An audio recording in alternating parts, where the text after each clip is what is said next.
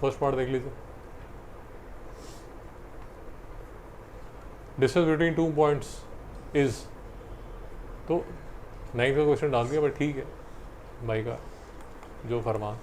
6 - 3 square plus -4 - 0 का square, तो 3 3 = 9 plus 16 का रूट 25, तो किसके इक्वल होगा 5 के। तो आंसर कितना होना चाहिए, D. Mister Vineet, Bhavya ji, nice. Tangent AP and AQ are drawn to a circle with center O from an external point A. कोई इशू नहीं मैडम, अप्रॉक्सीमेटली ये फिगर बनेगी, ये A है, ये P है, ये Q है मित्रों। तो बोल रहा है PAQ is equal to twice of OPQ, half of OPQ, OPQ, चारों में OPQ की बात कर रहा है, तो कुछ बात होगी O में। तो इतना तो समझ आ ही रहा है कि इसको ज्वाइन करना पड़ेगा मित्रों, डाउट पक्का। अब सर्कल्स में काफ़ी बातें हो चुकी हैं, मैं अब दोबारा वो सब बातें नहीं कर सकता, बट ये तो हमने डिस्कस किया था। रिलेशन हमें किस में चाहिए, PAQ में, PAQ, ये पूरा PAQ, और किसके साथ रिलेट करना चाहते हैं, OPQ के साथ, OPQ इसके साथ रिलेट करना चाहते हैं। मेरी बात समझ आ रही? हम ऑलरेडी कर चुके हैं कि ये एंगल बराबर होता है थीटा थीटा। मित्रों डाउट, हम ऑलरेडी कर चुके हैं कि ये एंगल 90 है और ये वाला जो एंगल है ये भी 90 है। मित्रों कोई डाउट पक्का, शांति है यहाँ तक? ओके। तो ये जो एंगल है और ये जो एंगल है ये भी बराबर होगा, ये 90 माइनस थीटा होगा और ये 90 माइनस थीटा होगा। कोई डाउट यहाँ तक पक्का? तो अब आप कहाँ तक पहुँच गए, ये 90 माइनस थीटा, ये 90 है, तो ये एंगल कितना होगा, थीटा। नहीं समझ में? ये जो साइड है ये इसके बराबर होती है, ये रेडियस है और ये कॉमन है, तो ये ट्राइंगल्स कॉन्ग्रुएंट है। तो ये अगर थीटा है तो ये भी थीटा है। मित्रों डाउट? और ये टेंजेंट है और ये रेडियस है, तो ये वाला जो एंगल होता है ये 90 होता है। मित्रों कोई डाउट? यहाँ तक तो शांति है, सब प्रूव हुआ पड़ा, पहले भी प्रूव कर चुके हैं, आज फिर से कर लिया। अब यहाँ जो हमें चाहिए वो चाहिए, अब मैं आपको सिर्फ ये कह रहा हूँ कि क्योंकि बड़े वाले ट्राइंगल्स APO और ट्राइंगल AQO कॉन्ग्रुएंट है, तो ये वाला एंगल और ये वाला एंगल भी बराबर है। मित्रों नहीं समझ में आया भाई? डाउट है क्या? ये सब मैं किस लिए कर रहा हूँ? सिर्फ इसलिए कर रहा हूँ कि ये वाला जो, अगर मैं पॉइंट ले लूँ ना, बी ले लेता हूँ, तो ये साइड इसके बराबर है, ये एंगल इसके बराबर है, ये कॉमन है, तो ये वाला जो ट्राइंगल है वो इसके ट्राइंगल कॉन्ग्रुएंट है। और किस लिए मैं ये प्रूव कर रहा हूँ? क्योंकि ये वाला एंगल और ये वाला एंगल इक्वल है, और क्योंकि ये लीनियर पेयर है तो ये भी 90 है और ये भी 90 है। मित्रों समझ नहीं आ रहा? मास्टर अपने आप ही बातें करता जा रहा है, नहीं समझ में आ रहा। और इससे मैं क्या निकालने की कोशिश कर रहा हूँ? इससे मैं ये निकालने की कोशिश कर रहा हूँ कि ये थीटा, तो ये 90, तो ये कितना, 90 माइनस थीटा। कौन से ट्राइंगल में? ट्राइंगल APO में। मित्रों यहाँ तक मेरे साथ हो? ये तो मैंने कर लिया, इससे मैंने ये वाला जो एंगल है इसको 90 माइनस थीटा निकाल लिया। फिर मैंने क्या किया, फिर मैंने ट्राइंगल PBO कंसिडर किया। जब मैंने ये ट्राइंगल कंसिडर किया तो ये 90 माइनस थीटा था, ये 90 था, तो ये वाला जो छोटू एंगल है, ये एंगल कितना हो गया 90 माइनस थीटा, 90, तो इसको कितना होना पड़ेगा थीटा। नहीं समझ में आया मित्रों? पक्का?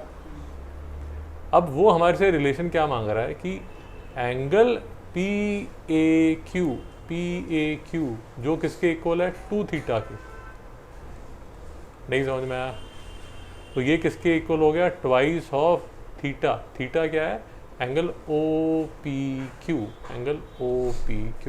मित्रों समझ नहीं आ रहा, मास्टर अपने आप से बातें कर रहा है। तो रिलेशन क्या निकल गया, angle PAQ is equal to twice of angle OPQ। नहीं समझ में आया? तो ये एक लंबी स्टोरी है, ये आपको पूरा समझा दिया कि कैसे ये चीज़ आएगी। तो जो रिलेशन वो पूछ रहा है, फिर से जो रिलेशन वो पूछ रहा है उसमें आप क्या कर रहे हैं कि आपने क्या किया, ये A था, ये P था, ये Q था, ये O था, तो उसने आपसे पूछा था कि PAQ ये वाला theta, PAQ theta is equal to O, हाँ ये वाला P था और ये वाला Q था, OPQ ये भी कितना है थीटा। नहीं समझ में आया? हाँ आई एम सॉरी यार, वो PAQ बोल रहा था, तो हमारा PAQ ये थीटा, ये वाला पूरा ये 2 थीटा। नहीं समझ में आया? तो PAQ जो है, एंगल PAQ जो है वो बड़ा है और OPQ छोटा है। नहीं समझ में आया? तो OPQ को ट्वाइस करना पड़ेगा। मित्रों नहीं समझ में आया? तो रिलेशन क्या आएगा, ट्वाइस ऑफ OPQ। तो आंसर क्या हो जाएगा, ए पार्ट। विनीत जी बिल्कुल नहीं समझा? पक्का? शांति? फिर से थोड़ा समझिए, MCQ वाला क्वेश्चन नहीं है बट उसने डाल दिया तो अब डाल दिया, क्या लड़ाई थोड़ी कर लोगे उससे। और सिलेबस का क्वेश्चन है, क्या कर सकते हो। और यूजुअली मैथ्स के पेपर में कोई एक क्वेश्चन टेढ़ा रहता है, और मैथ्स के टीचर्स को बड़ा अच्छा लगता है, एक क्वेश्चन टेढ़ा डालना उनको बड़ा अच्छा लगता है। नेक्स्ट क्वेश्चन आसान है, अगर आपको फॉर्मूला आता हो। वर्टिसेस दिए हुए हैं आपको, coordinate of the centroid formula ही है P + Q P + R + U, P + R + U, बस ध्यान से आपको देखना है। और यहाँ क्या होगा, QSV। तो आंसर क्या हो जाएगा, सी पार्ट। मित्रों कोई डाउट? जी कोई डाउट है? ग्रेट।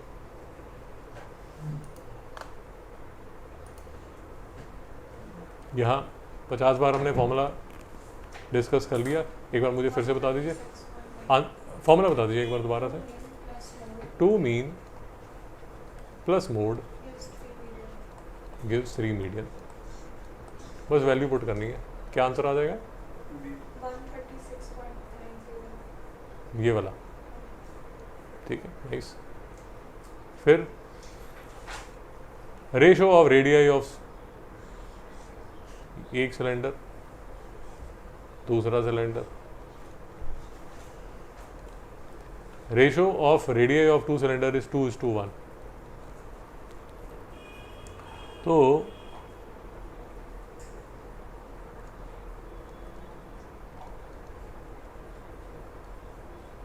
तो R1/R2 जो है वो क्या है, 2/1। ये R1 और ये R2, ये H1 और ये H2, और H1/H2 जो है वो किसके इक्वल होगा, 1/2। मित्रों कोई डाउट? पक्का? निकालना क्या चाहते हो, πr1² H1/πr2² H2। मित्रों कोई डाउट? तो ये किसके इक्वल होगा, पाई और पाई कट गया, R1 square upon R2 square किसके इक्वल होगा? 4/1 इंटू H1 अपॉन N2 किसके इक्वल होगा? 1/2। तो रेशो क्या आएगी? 2:1। ये इसका करेक्ट आंसर है। विनीत तुझे समझ नहीं आया भाई? तेरा आंसर ठीक था। नाइस।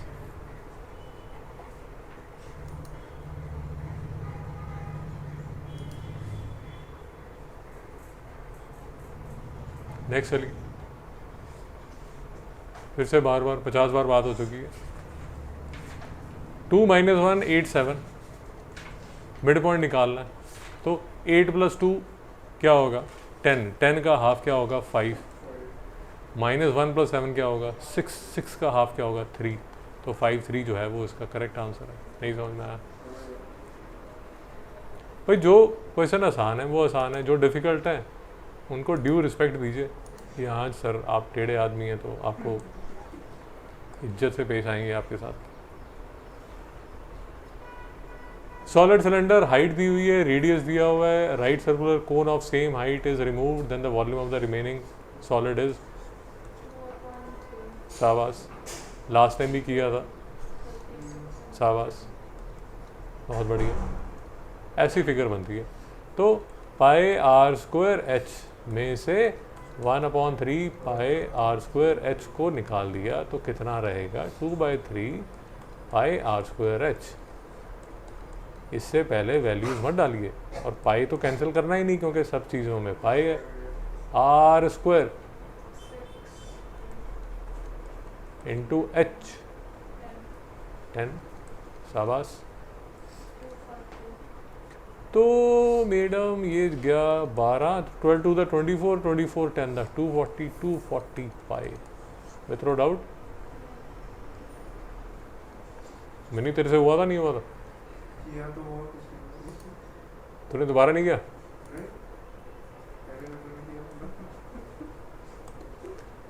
अबे क्वेश्चन याद हो जाते हैं यार। मोड जी, लंबी चौड़ी डिस्कशन हो चुकी है। मोड जो है वो यहीं पर होगा। अब प्लॉट तो करने से रहे, एक रफ प्लॉट ही कर पाओगे, उससे ज़्यादा तो कर नहीं पाओगे। तो रफ प्लॉट जब डब्बे बनाते हो तो ये भी है ना कि ये साइड होगा।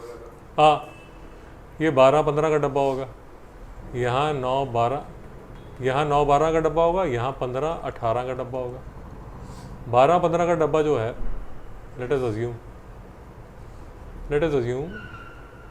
रफ ही करना है क्योंकि 1 नंबर का क्वेश्चन है यार, मैं पूरा उसको सजा के तो कर नहीं सकता। इसको मैं मान लेता हूँ 10, इसको मान लेता हूँ अप्रॉक्सीमेटली ये 10 है, ये 20 है, तो 12-15-23 कुछ ऐसा नज़र आएगा, कुछ ऐसा नज़र आएगा। और 15-18-21 ऑलमोस्ट वैसा ही होगा, थोड़ा सा ऊपर होगा, नहीं थोड़ा सा नीचे होगा। एक्चुअली ये 23 है, तो ऐसा होगा, ऐसा। और 9-12 तो इसका हाफ होगा, यहाँ होगा। 9-12 तो हाफ होगा। तो हिस्टोग्राम जो हमें पता है रफली कैसे बनेगा, इसको और इसको ज्वाइन करोगे, ये पॉइंट जो है वो ज़्यादा इस साइड है, 15 की तरफ ज़्यादा नज़र आ रहा है। तो जो चॉइस 15 की तरफ ज़्यादा है बट 15 से कम है वो ये है 14.6, ये इसका आंसर हो जाएगा। मित्रों को डाउट? और लंबी चौड़ी डिस्कशन हुई थी, 13.6 हो नहीं सकता क्योंकि 13.6 ये बाजू होगा, यहाँ पर कहीं होगा। 15.6 तो हो ही नहीं सकता क्योंकि 15.6 तो यहाँ पर आगे चले जाता है। 16.6 भी नहीं हो सकता। तो आंसर जो है वो ये है। अगर आपको ये लॉजिक समझ आ गया, आप मेरी अगर बात समझ रहे हैं, यही क्वेश्चन जब 3 नंबर का आएगा या 4 नंबर का आएगा, CB 13 मंडे को, क्वेश्चन शुरू करने से पहले इसका अप्रॉक्सीमेट आंसर आपके पास होगा, अगर आप ध्यान से क्वेश्चन आपने पढ़ा है। नहीं समझ में आया? मित्रों डाउट? दुख के लिए वेदना? बाबा जी कुछ ऐड करना चाहती हैं?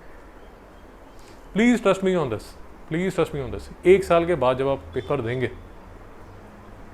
आपको अप्रॉक्सीमेट वैल्यू डेटा देख के समझ आ जाएगी, विच मीन्स कि आपका जो भी आंसर निकलता है उसका सैनिटी चेक आप कर पाएंगे कि यार ये इसका मीन हो भी सकता है क्या, नहीं क्या इसका मोड हो भी सकता है। कि कई बार क्या होता है यार, आप कुछ गलती कर देते हो, ठीक है इंसान हो, गलती हो जाती है, but at least you should have a sort of sanity check कि यार ये हो भी करो, कोई डाउट। 15 मीटर अवे, ये 15 metre away, foot of the tower, angle of elevation top of the tower is 30 degree, height of the tower is h, पूरी calculation करके रफली जो आंसर आ जाता है वो आ जाता है 8.5। तो हमें रफली निकालना है यार, कोई आपको एग्जैक्ट आंसर निकालने के लिए थोड़ी डॉक्टर ने थोड़ी बोला। MCQ है यार, नहीं समझ में आया? Okay nice, final. 1 से 20 लिखा हुआ है, मल्टीपल ऑफ 3 और 7 है, तो मल्टीपल ऑफ 3 कौन कौन है? 3, 6, 9, 12, 15, 18। Multiple of 5, multiple of 7, sorry बोलिए। 7, 14, 21, 28। 21, नहीं 21 नहीं है, क्या है? 20 तक ही बोला ना। अच्छा 1 to 20। तो प्लीज़ ये क्वेश्चन ऐसे MCQ में मोस्ट ऑफली नहीं आएगा, जब आएगा नीचे आएगा, थियरी में आएगा, सेक्शन B में आएगा। प्लीज़ भगवान का वास्ता है, टाइम होता है, सैम्पल स्पेस लिख लीजिए। मल्टीपल ऑफ 3 ये हैं सर, मल्टीपल ऑफ 7 ये हैं। कई बार क्या होता है यार, आपसे ना कोई मिस्टेक होगी, गलती से होगी, बट अध्यापक देख रहा है कि बच्चे को समझ तो आ रहा है, सब उसने लिखा हुआ है, वो ठीक है यार, थोड़ा बहुत इधर उधर गलती होगी तो आपको उसका क्रेडिट मिला जाएगा। तो अब आप लिखेंगे मल्टीपल ऑफ 3 और 7, फिर से लिखिए। 3, 6, 7, 9, 12, 14, 15, 18 लिखिए। तो प्रोबेबिलिटी क्या होगी? 1, 2, 3, 4, 5, 6, 7, 8 लिखिए। 8/20 और फिर उसको सिंप्लीफाई कीजिए 2/5। अब उसको भी डायरेक्ट 2/5 मत लिखिए, पहले 8/20 लिखिए, फिर उसको 2/5 लिखिए, सैम्पल स्पेस 3 का भी लिखिए, 7 का भी लिखिए, 3 और 7 का भी लिखिए। हीरो मत बनिए, मल्टीपल ऑफ 3 और 7 डायरेक्ट सैम्पल स्पेस लिखना शुरू कर दिया। बोर्ड का पेपर दे रहे हो भाई, पूरा साल मेहनत की हुई है, तो 5 मिनट और कर लो ना। 1 साल घिसाई है ना, तो 5 मिनट और घिसा लो। क्या है मतलब, सीधा मैं लिखूंगी नहीं, मैं तो जीनियस वहीं बनूंगी बोर्ड के पेपर में। प्रूव करना चाहती हूँ मैं किसको? एक एग्जामिनर को। फाइनली किसको प्रूव कर रहे हो? एक एग्जामिनर को जो चेक कर रहा है। क्यों बेवकूफ बन रहे हो? मल्टीपल ऑफ 3 लिखिए, मल्टीपल ऑफ 7 लिखिए, मल्टीपल ऑफ 3 और 7 लिखिए, प्रोबेबिलिटी लिखिए 8/20, 2/5। एक और चीज़ बात समझिए, जैसे इनका जो अभी 2022 चल रहा है, 2022 में सारे के सारे स्कूल में सेंटर बने हुए हैं। क्योंकि स्कूल में सेंटर बने हुए हैं, you want to tell the examiner कि आई नो दिस। ऐसा नहीं है कि मेरी टीचर ने मुझे बताया। आप समझ रहे हैं? एग्जामिनर को भी ये ना लगे कि यार हाँ टीचर ने मतलब खूब मस्ती कराई है बच्चों की। आप समझ रहे हैं कि भाई बिहार यूपी नहीं बना हुआ, ये टीचर नहीं आकर, आपने पूरा सिस्टमेटिकली किया हुआ है, तो एग्जामिनर को पता है कि हाँ लड़के को आता है जो भी उसने किया। बात समझ आया?